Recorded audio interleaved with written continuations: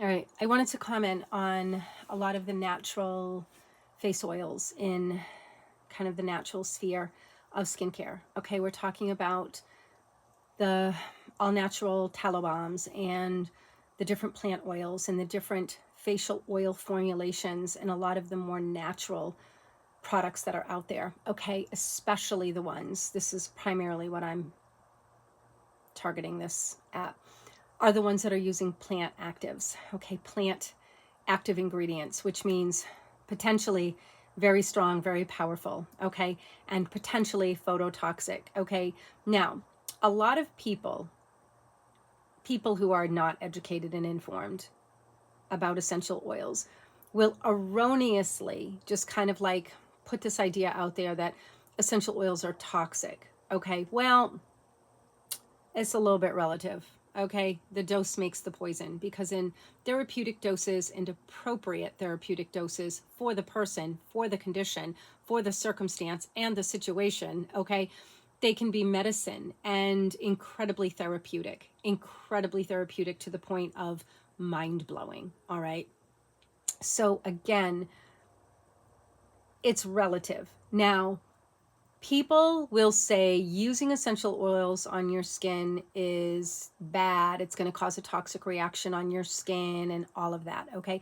That may or may not be true. There may be some people that have very little tolerance for essential oils, but in my experience, when they're high quality, they're fresh, they're not oxidized, they are the appropriate essential oils or CO2s or plant resins for that person's skin and their sensitivities and their skin condition, when they are used appropriately and properly diluted, depending on the person, they can work amazingly well.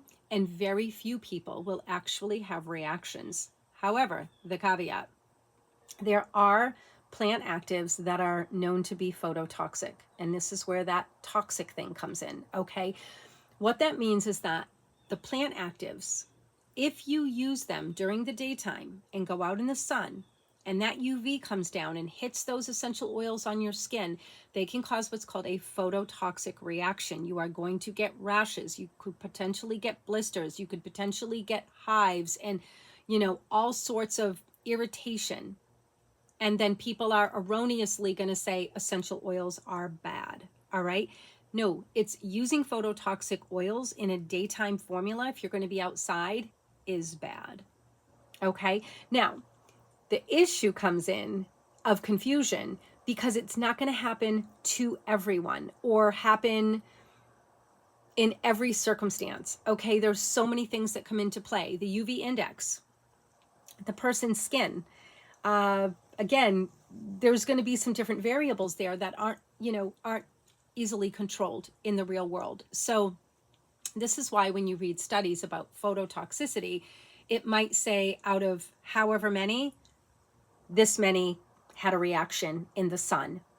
Okay, but there were people that didn't. So this is when things get a little tricky, because we want to think, well, if it's phototoxic, it would happen to everyone. Well, no, because some people just have a better tolerability. Their skin is a lot hardier. Their skin, for whatever reason, is able to withstand that particular reaction that is happening on their skin. Their body's able to heal it, mitigate it, deal with it better than somebody else's. So this is where we need to be really cautious and we need to be really mindful. So I always tell people, when you're buying a product, just make your own. Research your ingredients really well so you know what's in there. But if you're going to buy something, you need to read and you need to look at the ingredients, and you need to make sure that you know about the ingredients in there and what their potential is. So if you pick up a face oil, right? I just saw a face oil the other day. It's actually ridiculous. It was like $120 and it was nothing special. It would have been worth a lot because it had some pretty expensive actives in it, but honestly, not $120. Trust me on that. People are just getting completely ripped off. Like, I honestly can't even believe it. People are really not smart, and people are getting absolutely ripped off by these companies. But anyway, you want to, you want to make sure you look at the ingredients and you want to read through it. And if you find any active ingredients like essential oils, plant actives, plant resins, anything outside of a normal fixed oil, which is going to be something like jojoba, olive oil, sunflower seed oil, rosehip seed oil. I will say black seed oil, though, in my experience and from what I know about oils, black seed oil, I consider that to be an active, okay, because it contains a lot of strong chemicals in it, which is what really gives it its medicinal power. So honestly, black seed oil has to be considered an active, all right, for some people. And, you know, you're looking at these plant ingredients that could potentially be phototoxic. Now, yes, could some people have a flat out allergy to them? Absolutely. Could some people just be flat out sensitive to them? Absolutely. These things happen. It happens with anything, okay? And remember, when we're talking about plant actives, we are talking about something that carries a lot of power. Anything that carries power is going to carry some considerations, okay, and quite a few of them, all right? And that's where proper dilution comes in, making sure that you patch test every new product that you're going to put on your skin. There's just self-responsibility that has to go in there. But knowing what's phototoxic and what's not phototoxic is, oops, some turkeys coming through my yard. I just saw it going through and there's a few of them. So it's really important, because if you have a formula that contains like blue tansy and helichrysum and, you know, all of these wonderful things, you know, use that at night. Don't use it during the day if you're going to be outside and the UV is going to be like above a 3 or a 4, okay? It's just not a good idea. So I have my daytime formula and I have my nighttime formula, and I don't mix them, okay? Now, some people might be okay with it, you know, they might be using it, they're not having a problem, and that's fine, but there's always the potential for it. And it irritates me that these companies don't put disclaimers on their webpage and write on the product saying these contain potentially phototoxic essential oils. Always patch test if you're going to be using it out in the sun, or only use it at night, or whatever, but to inform people, because most people are not going to do the work on their own, and most people don't even know. So let's just be fair, right? If you don't know, you don't know. If you're not an aromatherapist and you haven't had the training, you don't have the background, you haven't really done like a lot of work, and you don't have a lot of sweat in the game, you just may not even understand that, okay, that this phototoxicity is real. But essential oils are amazing, okay, for many, many, many people. They do amazing things when properly used. And that's the key, properly used. You also have to have high quality, authentic, not oxidized, okay? They have to be legitimate, and they need to be of a really, really good quality, because unfortunately, a lot of the lower quality ones, which is pretty much everywhere, you have no idea what's in there. None, zero, okay? Because there is no regulation. And you guys know me, I'm an anarchist at heart, but you know what? If the world was run by wonderful people, good intentioned, beautiful people, okay, that all share the same vision, right? Then regulations would be wonderful, because they would be very, very helpful. And truly, if we lived in that world, nobody would be adulterating oils. Let's just put it that way. But just to have a level of safety, because you know what? Sometimes people do things not out of malice, but out of ignorance. Like they may not, you know how to properly distill oils, because they didn't spend the time that they need to really learn. And they're just kind of like learning kind of on the fly, and then thinking they're going to put these out there, right? So, you know, they may not really understand some things. But, you know, having regulations in place when it's done by good people, the right people, then it's a wonderful thing, because then it protects us, right? That we know that our products are safe and genuine and authentic, okay? Or, you know, what happens if somebody misidentifies a plant, right? Because there's a lot of different, you know, types. And what if somebody misidentifies it, right? It's good to have some safeguards in place, for sure. Like, I'm not opposed to that at all right? So, but we just, you know, we don't live in that world. There's just not. And unfortunately, you know, it's really interesting that people come down on a lot of things, but really they're not breaking it apart, and they're not looking at it for what it's really worth, and what the real truth is there, because there's always a bigger perspective. It's just like plant remedies, you know, using plant remedies. Can they be dangerous? They're medicine. You tell me. It's medicine. And people just oftentimes go with what the latest fad is, and they don't really have any background, and they don't really dig into the history, and they don't look up how it was used traditionally. and for what and for when and how. They're just going to willy-nilly throw it at shit. And that can run you into problems. Okay, so personal responsibility. You gotta look out for yourself because nobody else is. All right, so, and don't be bamboozled into buying these ridiculously priced products. Learn to make your own. There are some good companies, though. I won't lie. There are some good companies making great products, and I think they're reasonably priced for what they are. Do I think $45 for a 4-ounce jar of a tallow face balm that's got some beautiful plant actives and some other really nourishing oils in there, do I think it's worth it? Absolutely. Am I going to buy it? No. I'm going to make my own because I've been making my own skincare for 30 years. But it's a beautiful product and it's a good price. It's reasonable. Okay, it's reasonable. But is a 1-ounce face oil worth $120 that just has some oils and some plant actives? I don't care what those plant actives are. It's not in a high enough concentration to warrant that price. So the answer is no. Don't support these companies. I'm sorry. I'm sorry. Like, I hate to be that person, but that is highway robbery. Okay, highway robbery.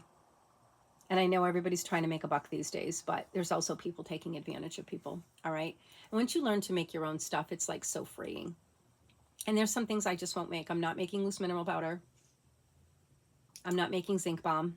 I could. I do have a bag of zinc, but I do prefer to buy it. I don't like working with powders because of my lung situation. So I don't like working with powders, and I try not to as much as possible. So there's certain things that I buy. But other than that, yeah. Just don't get taken advantage of, okay? Because there's a lot of companies out there that are just overcharging because people don't know any better. And if you look at the ingredients and you know ingredients, because I've been doing this forever, I'm like, no, no, no, no. And you might see like a really expensive active, like helichresium is really, really expensive. But smell it. How much is actually in there? Are we talking a couple drops?